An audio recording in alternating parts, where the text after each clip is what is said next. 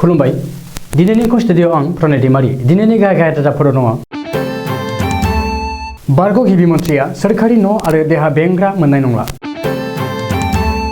गिबि मन्थ्रि हेमन्त बिश्व शर्माया पौरसभा बिसायख'थिनि थाखाय इस्ताहार फोसावबाय। इउक्रेनाव सा 100 जननिबो बांसिन असमिया फरायसाफोर दङ। गिबि मन्थ्रि डक्टर हेमन्त बिश्व शर्मानि हेंथायै समन जारि शुक्रबारखालि बिजिरसालियाव हाजिर जानांगोन। डक्टर हेमन्त बिश्व शर्माया मिथिहोनाय आरो जनसंजाब बिफाननि मावख'गिरिफोरजों सावरायदों।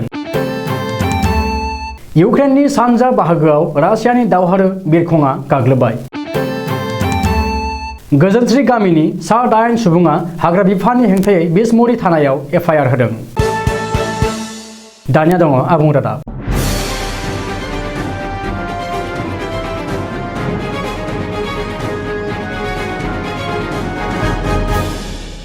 आसामनि बारग' गिबि मन्थ्रिफोरा दानिफ्राय सोरखारि न' आरो देहा बेंग्रा मोननाय नंला।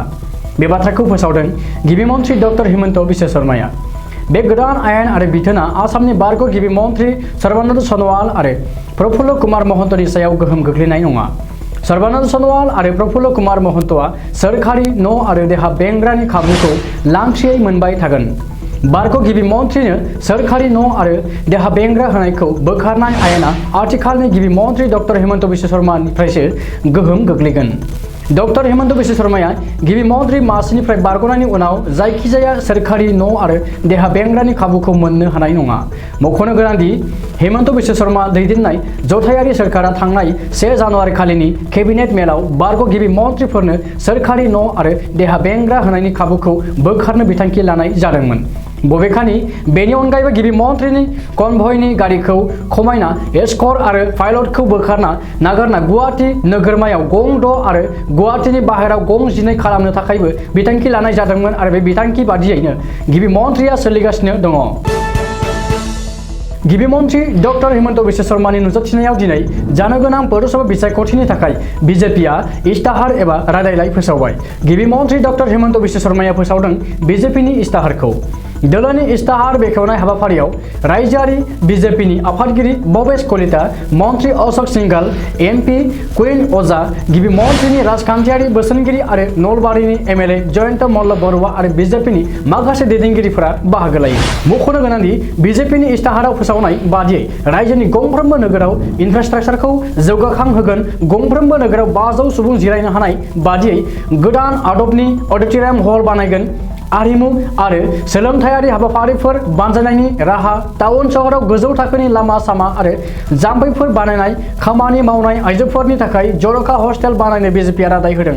बबेखानि हानि आयेनाव बोखारनायनि खाबु, जल जीवन मिशननि सिङाव नखर नखर गोग्गो लोंग्रा दै जगायनाय, समाजारि हाबाफारि, जुलि सभा बायदि निजायारि हाबाफारिफोराव नांगौ बायदि गोग्गो दै जगायनाय, मोनफ्रोमबो मिउनिसिपाल काउन्सिलाव अट'मेटिक बाय'वास कनभार्टार आरो SWM फ्लेटफोर फसंनाय, जाम्फैफोरखौ फोसाबनाय, NCAPआ अट'मेटिक लामा फोसाबग्रा डिभाइस राननाय, मोनफ्रोमबो लामाफ्राव स्ट्रीट लाइट आरो CC केमेरा फसंनाय, मोब्लिब तारफोरखौ आन्डारग्राउन्ड खालामनायनि राहा, नोगोरफोराव थानाय गासैबो सडियाम भेपर आरो CFL लाइटफोरखौ LED आव सोलायनाय, पौरसभाफोराव गोदान आदबनि ट्रेफिक मेनेजमेन्टनि खाबु खालामनाय, STC बास स्टेन्ड बानायनाय आरो जौगाखां होनाय बायदि बायदि रादायफोरखौ बिजेपिआ दोलोआरि इस्ताहाराव फोसावदों।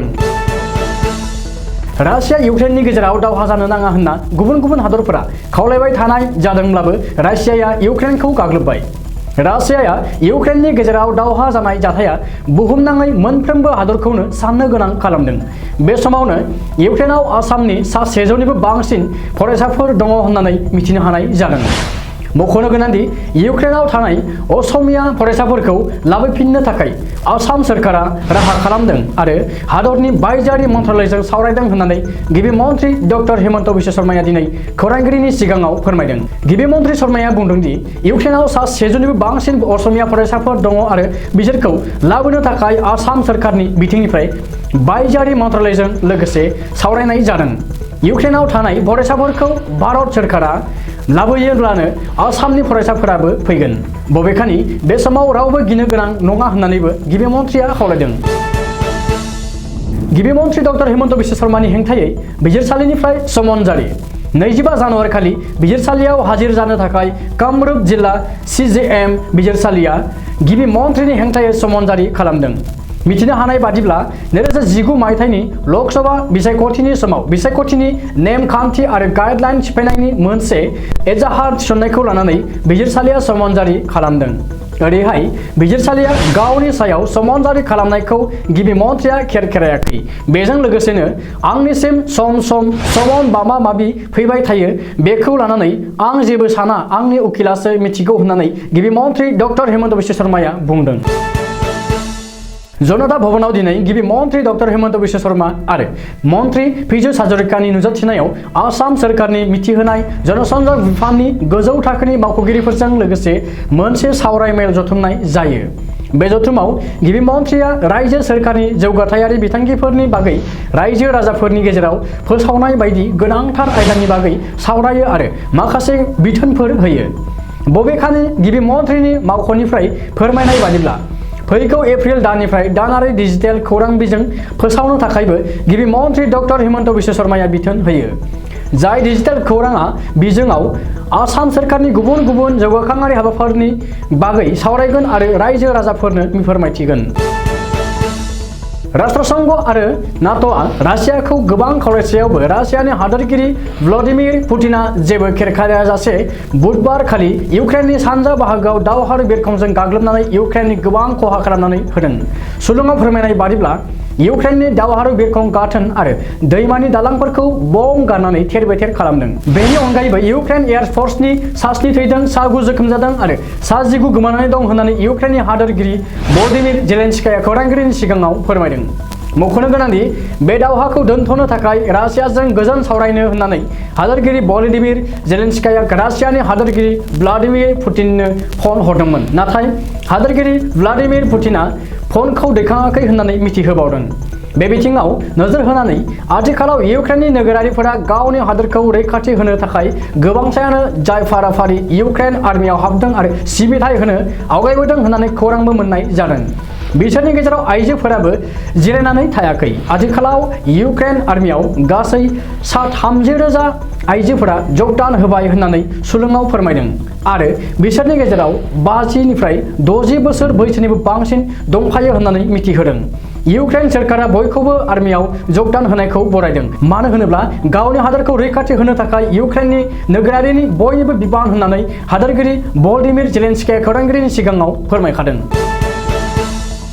थांनाय मंगलबार खालि क'क्राझार जिल्लानि उल्टापानि ओनसोल गोजोनस्रि गामिनि गासै सा 8 सुबुंनि सायाव जेबो सोङा हसिया हल्टुगाव डिभिजन हाग्रा बिफाननि मावफारियाफोरा इनायै गाग्लोबनायनि बेरेखायै बिसमुरि थानायाव मोनसे FIR होदों। हाग्रा बिफाननि मावफारियाफोरजों इनायै बुग्लिजानाय गोजोनस्रि गामिनि सुबुङा फारियै पुर्ण नार्जारी, बिनोद नार्जारी, सजला नार्जारी, जयन्त बसुमतारी, हायना मुसाहारी, एरिय मुसाहारी, बिमला मुसाहारी, विल्सन इसवारी मोनहा हल्टुगाव डिभिजन हाग्रा बिफाननि मावफारियाफोरनि हेंथायै नालिस होदों। सुलुङाव फोरमायनाय बादिब्ला बिसोरो जारबारि अक्सेउर गामिनिफ्राय मोसौ बायनानै लांदोंमोन आरो मोनानायनि जाहोनाव हाग्रानि मैदेरखौ गिनानै लामा ससेयाव मोनसे न'खराव हर थादोंमोन। बे समावनो हरनि 11 रिंगासो समाव हल्टुगाव डिभिजन हाग्रा बिफाननि मावफारियाफोरा थांनानै सोङा हसिया जानला मोनला थांनानै बुला बुसि खालामहैनायनि अजद सिखारदों। दिनैनि रादाबा एसेनोसै, गोजोन्थों।